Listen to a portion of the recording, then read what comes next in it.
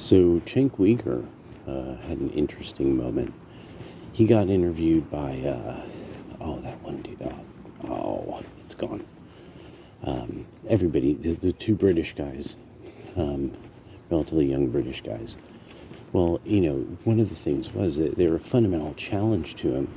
Apparently one part of the interview is, well, could you just clarify, what is Trump doing that's so emblematic of fascism or National Socialism or something like that?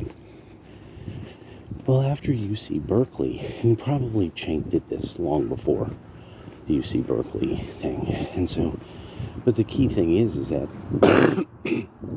that happened before, and Cenk struggled to really make clear what is he doing that you would think that Mussolini would have done or Mosley would have done.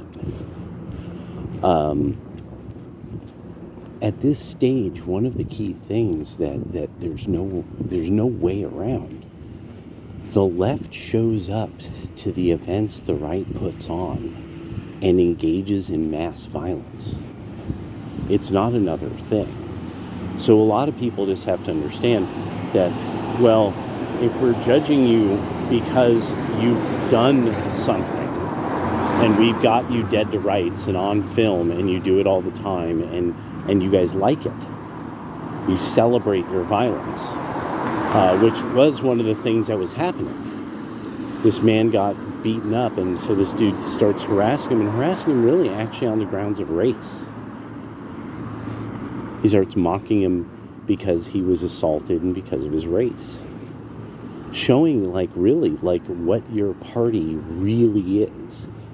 What your side of this really is. You've openly now embraced being violently anti-white. And that the police will actively help you through tacit help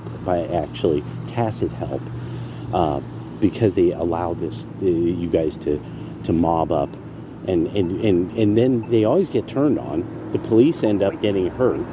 So, and then there's the thing with the fireworks. That's the one that just doesn't make any fucking sense at all. What's going on with these fireworks? Why are the people allowed to keep throwing fireworks at other people right in front of the police? Throw fireworks at police. This is tacitly helping them. This isn't, let them blow off steam. That's quite literally the liberal argument. Just let the people fucking riot and then they'll feel better later. And I mean, that's why we have these people who riot, is because they're probably, they have that weird middle class negligent mom or something, college educated negligent mothers. So it's just, now it's this thing of no. The federal government, one, is starting to do some really great things. I really like what Scott Bessent did in a recent interview, where he really mapped out, here's how we're saving you money. There's now more and more every day disclosures from Doge about where money was saved and things that were cut off, that were just programs that they were not doing anything. There's no indication what the money was actually doing, where it was going, who it was for, anything like that. We're seeing this more and more with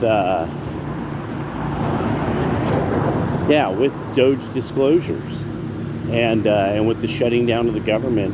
Now Doge gets to go through lots of receipts, it turns out, and in going through lots of receipts, they're finding all this fucking fraud in all these different programs. And public charity is never going to be the same after this. But this first year is going to kind of hurt. But then after that, it's going to get easier to deal with. As companies start having to deal with now a regulatory member. Now the Congress has to get these executive orders formalized in law. That's the next kind of challenge. Can you get the winners to win more winningly when they like failing? But also that's the big challenge coming. All right, I gotta go.